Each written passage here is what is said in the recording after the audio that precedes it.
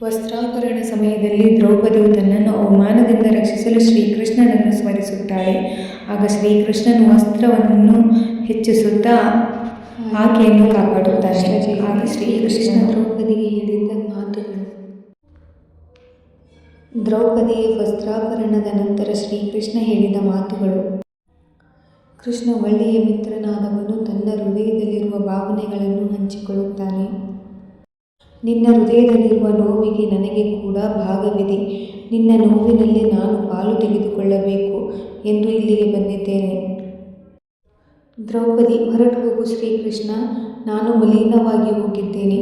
ನನ್ನ ಹತ್ತಿರ ಬರುವವರು ಕೂಡ ಮಲಿನವಾಗಿ ಹೋಗುತ್ತಾರೆ. ಶ್ರೀಕೃಷ್ಣ, ನನ್ನ ಸ್ನೇಹದ ಬಗ್ಗೆ ವಿಶ್ವಾಸವಿಡು. ನದಿಯಲ್ಲಿ ಸ್ನಾನ ಮಾಡಿದವರು ಶುದ್ಧವಾಗುತ್ತಾರೆ, ಆದರೆ ನದಿಯಿಂದ ಅವರಿಗೆ ಮಾಲಿನ್ಯ ಅಂಟಿಕೊಳ್ಳುವುದಿಲ್ಲ. ದ್ರೌಪದಿ, ಯಾಕೆ ಕೃಷ್ಣ, ಯಾಕೆ ಇದೆಲ್ಲ ನನಗೆ ಏಕೆ ನಡೆಯಿತು? ಇಂಥ ಘೋರವಾದ ಅವಮಾನ ನಾನೇನು ಪಾಪ ಮಾಡಿದ್ದೆ?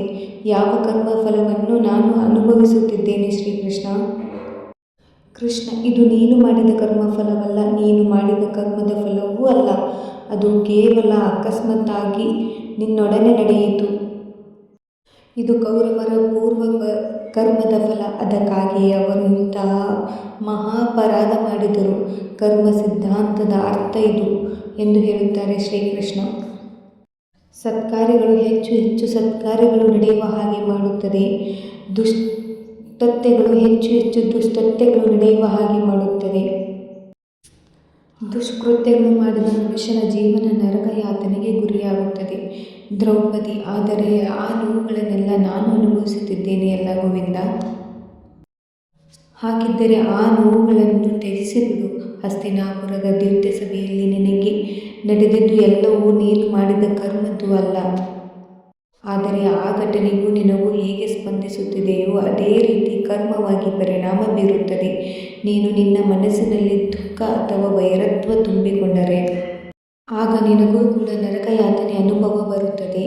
ಅವರು ಮಾಡಿದ ದುಷ್ಕೃತ್ಯಗೆ ನೀನು ಏಕೆ ನರಕ ಅನುಭವಿಸಬೇಕು?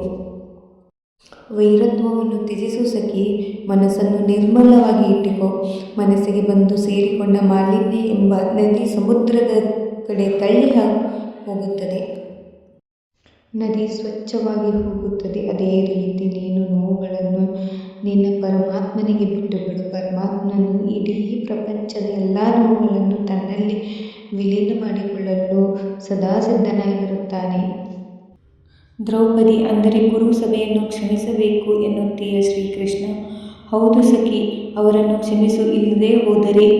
ಇಲ್ಲದಿದ್ದರೆ ಪ್ರತೀಕಾರದಿಂದ ಕುಸಿದು ಹೋಗುತ್ತದೆ. ನ್ಯಾಯ ಒದಗಿಸಲು ಸಾಧ್ಯವಾಗದೇ ಹೋಗುತ್ತೀಯ. ಪ್ರತೀಕಾರ ಅನ್ನುವುದು ದುಷ್ಕರ್ಮ, ನ್ಯಾಯ ಎನ್ನುವುದು ಸತ್ಕರ್ಮ. ದ್ರೌಪದಿ, ಎರಡರ ನಡುವಿನ ವ್ಯತ್ಯಾಸವೇನು ಶ್ರೀಕೃಷ್ಣ? ಶ್ರೀಕೃಷ್ಣ, ಆರ್ಯಾವರ್ತದ ಏಕಚಕ್ರಾಧಿಪತಿ ಸಾಮ್ರಾಜ್ಯದ ರಾಣಿಯ ಜೊತೆ ಅವರು ಇಷ್ಟೊಂದು ಅಸಭ್ಯವಾಗಿ ವರ್ತಿಸಿದ್ದಾರೆ. ಇನ್ನು ಪ್ರಪಂಚದ ಸಾಮಾನ್ಯ ಸ್ತ್ರೀಯರನ್ನು ಯಾವ ಸ್ಥಿತಿಗೆ ತೆಗೆದುಕೊಂಡು ಹೋಗುತ್ತಾರೆ? ಯೋಚನೆ ಮಾಡು ದ್ರೌಪದಿ. ನಿನ್ನ ನೋವಿನಲ್ಲಿ ಪ್ರಪಂಚದಲ್ಲಿರುವ ನೋವುಗಳನ್ನು ನೋಡು. ನಿನ್ನಲ್ಲಿರುವ ದುಃಖವನ್ನು ಸಂಘರ್ಷಣೆಯಾಗಿ ಬದಲಾಯಿಸು. ಒಂದು ವಿಷಯ ಅರ್ಥ ಮಾಡಿಕೊ. ಯಾರು ತಮ್ಮ ನೋವಿನ ಬಗ್ಗೆ ಚಿಂತೆ ಮಾಡುತ್ತಾರೋ, ಜೀವಿಸುತ್ತಾರೋ ಅವರು ದುರ್ಬಲವಾಗಿ ಹೋಗುತ್ತಾರೆ. ಆದರೆ ಯಾರು ಈ ಸಮಾಜದ ನೋವುಗಳನ್ನು ತಮ್ಮ ನೋವುಗಳು ಎಂದುಕೊಂಡು ಜೀವಿಸುತ್ತಾರೋ ಅವರು ಬಲಶಾಲಿಯಾಗುತ್ತಾರೆ. ಕೇವಲ ನಮ್ಮ ನೋವಿನ ಬಗ್ಗೆ ಮಾತ್ರ ಯೋಚನೆ ಮಾಡುವುದು ದುಷ್ಕರ್ಮವಾಗುತ್ತದೆ. ಆದರೆ ಈ ಪ್ರಪಂಚದಲ್ಲಿರುವ ನೋವುಗಳಿಗೆ ಪರಿಹಾರವನ್ನು ಆಲೋಚನೆ ಮಾಡುವುದು ಸತ್ಕರ್ಮ ಆಗುತ್ತದೆ. ಹೌದು ದ್ರೌಪದಿ, ನಾನೇ ನಿನಗೆ ಹೇಳುತ್ತಿದ್ದೇನೆ. ದುರ್ಯೋಧನನನ್ನು ನೀನು ಕ್ಷಮಿಸಿಬಿಡು. ಅವನ ವಿನಾಶಕ್ಕೆ ಅದೇ ಮೊದಲ ಹೆಜ್ಜೆಯಾಗುತ್ತದೆ. ದುರ್ಯೋಧನ ಮತ್ತು ಆತನ ಜೊತೆ ಇರುವ ದುಷ್ಟರನ್ನು ನಾಶ ಮಾಡಿ ಈ ಲೋಕವನ್ನು ಪ್ರಕಾಶಮಾನವಾಗಿ ಮಾಡುವುದಕ್ಕೆ ಬೇಕಿರುವ ಉಪಾಯದ ಬಗ್ಗೆ ಯೋಚನೆ ಮಾಡು. ನಿನ್ನ ಸ್ವಾರ್ಥಕ್ಕಾಗಿ ಅಲ್ಲ, ಲೋಕದ ಕಲ್ಯಾಣಕ್ಕಾಗಿ. ಸಮಾಜದಲ್ಲಿರುವ ಬಲಹೀನ ಸ್ತ್ರೀಯರ ಹಾಗೂ ಪುರುಷರನ್ನು ಉದ್ಧಾರ ಮಾಡುವುದಕ್ಕೆ ಯುದ್ಧ ಮಾಡು. ಯುದ್ಧದಲ್ಲಿ ಎಷ್ಟೇ ಹಿಂಸಾಕೃತ್ಯ ಸಂಭವಿಸಿದರೂ ಅದು ಧರ್ಮಯುದ್ಧ ಎನಿಸಿಕೊಳ್ಳುತ್ತದೆ. ಹೇಳು, ನೀನು ಈ ಕೆಲಸ ಮಾಡಲು ಸಾಧ್ಯವೇ? ದ್ರೌಪದಿ, ಮಾಡ್ತೀನಿ ಶ್ರೀಕೃಷ್ಣ. ನನ್ನ ಹೃದಯದ ಕತ್ತಲೆಯಲ್ಲಿದೆ. ಈ ಕತ್ತಲೆಯಲ್ಲಿ ನೀವು ಜ್ಞಾನದೀಪವನ್ನು ಬೆಳಗಿಸಿದಿರಿ. ಈ ಸಮಯದಲ್ಲಿ ಯುಧಿಷ್ಠರ ನನ್ನ ಕೈಯಾರೆ ದಾಳಗಳನ್ನು ಉರುಳಿಸಿದೆ. ಅವು ನನ್ನ ಸಹೋದರರನ್ನು ದಾಸರನ್ನಾಗಿ ಮಾಡಿದವು. ನನ್ನ ಪತ್ನಿಗೆ ಇಂತಹ ಅಘೋರವಾದ ಅವಮಾನ ನಡೆಯಿತು. ನಿನ್ನ ಕೈಗಳನ್ನು ಸುಟ್ಟು ಹಾಕುತ್ತೇನೆ ಎಂದು ಭೀಮ ಪ್ರಮಾಣ ಮಾಡಿದನು. ನಿನ್ನ ಮಾತುಗಳನ್ನು ನೆನಪು ಮಾಡಿಕೊ ಭೀಮ. ಬಾ, ಬಂದು ನನ್ನ ಕೈಗಳನ್ನು ಸುಟ್ಟು ಬಿಡು. ದ್ರೌಪದಿ, ಬಾ, ಬಂದು ನನ್ನ ಕೈಗಳನ್ನು ಸುಟ್ಟು ಬಿಡು. ಬೇಡನಾಥ, ಕೈಗಳನ್ನು ಸುಟ್ಟಿಸಿಕೊಳ್ಳುವ ಅವಶ್ಯಕತೆ ಇಲ್ಲ. ನಿಮ್ಮನ್ನು ನಾನು ಕ್ಷಮಿಸುತ್ತಿದ್ದೇನೆ. ಯುಧಿಷ್ಠರ, ಮೊದಲು ನನ್ನನ್ನು ನಾನು ಕ್ಷಮಿಸಿಕೊಳ್ಳಬೇಕಾಗಿದೆ ಪಾಂಚಾಲಿ. ಇಲ್ಲದೇ ಹೋದರೆ ನಾನು ಜೀವಂತವಾಗಿರುವುದು ಅಸಂಭವವಾಗುತ್ತದೆ. ಬಾ ಸೋದರ, ನನ್ನ ಕೈಗಳಿಗೆ ಅಗ್ನಿಸ್ಪರ್ಶ ಮಾಡು. ಶ್ರೀಕೃಷ್ಣ, ನಿಮ್ಮನ್ನು ನೀವು ದಂಡಿಸಿಕೊಳ್ಳುವ ಮೂಲಕ ನಿಮ್ಮ ಶಕ್ತಿಯನ್ನು ನೀವೇ ಕಳೆದುಕೊಳ್ಳಬೇಡಿ ಭಾವನವರೇ. ದಂಡನೆ ಕೊಡಬೇಕಾಗಿದ್ದು ಯಾರಿಗೆ ಅಂದರೆ ಇಂತಹ ದುರ್ಗತಿಯನ್ನು ನಿಮಗೆ ತಂದವರಿಗೆ, ದ್ರೌಪದಿಯ ಗೌರವಕ್ಕೆ ಧಕ್ಕೆ ತರಲು ಪ್ರಯತ್ನ ಮಾಡಿದವರಿಗೆ. ಪಂಚಪಾಂಡವರ ಹೆಂಡತಿಗೆ ಇಂತಹ ದುಷ್ಕೃತ್ಯ ನಡೆಯಿತು ಎಂದರೆ ದುರ್ಯೋಧನನ ಸಾಮ್ರಾಜ್ಯದಲ್ಲಿ ಸಾಮಾನ್ಯ ಸ್ತ್ರೀಯರ ಸ್ಥಿತಿ ಹೇಗಿರಬೇಕು ಊಹೆ ಮಾಡಿ ನೋಡು. ನ್ಯಾಯ ಹಾಗೂ ರಕ್ಷಣೆ ಈ ಎರಡನ್ನೂ ಸ್ಥಾಪಿಸುವುದು ನಿಮ್ಮ ಧರ್ಮ ಭಾವನವರೇ.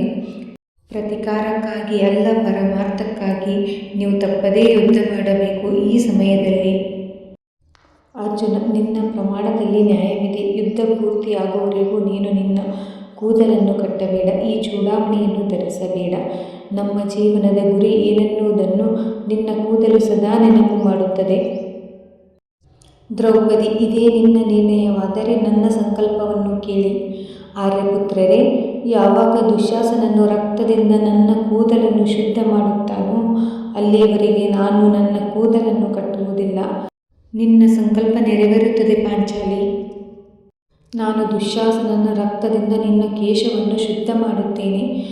ಧೃತರಾಷ್ಟ್ರ ಮಹಾರಾಜರಿಗೂ ಗಾಂಧಾರಿ ಮಹಾರಾಣಿಗೂ ಇಡೀ ಜೀವನದ ಸುಖ ಎನ್ನುವ ಬೆಳಕು ಇರುವುದಿಲ್ಲ ಪಾಂಚಾಲಿ.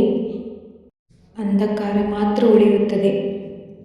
ಶ್ರೀಕೃಷ್ಣನು ದ್ರೌಪದಿಗೆ ಕೇವಲ ವಸ್ತ್ರಗಳನ್ನು ನೀಡಿಲ್ಲ, ಬದಲಾಗಿ ಆಕೆಯ ಧರ್ಮನಿಷ್ಠೆ, ಭಕ್ತಿ ಮತ್ತು ಕಷ್ಟ ಕಾಲದಲ್ಲಿ ಭಗವಂತನ ಮೇಲಿನ ನಂಬಿಕೆಯನ್ನು ಪ್ರಶಂಸಿಸಿ ಅವಳ ಮತ್ತು ಪಾಂಡವರ ರಕ್ಷಣೆಯ ಭರವಸೆಯನ್ನು ನೀಡುತ್ತಾನೆ. ಆಕೆಯೇ ಪಂಚಪತಿಯಾಗಿ ಧರ್ಮ ಮತ್ತು ನೀತಿಗಳನ್ನು ಪ್ರೇರೇಪಿಸುತ್ತಾನೆ. ಶ್ರೀಕೃಷ್ಣ. ಕೃಷ್ಣಂ ವೇದಂ ಜಗದ್ಗುರು.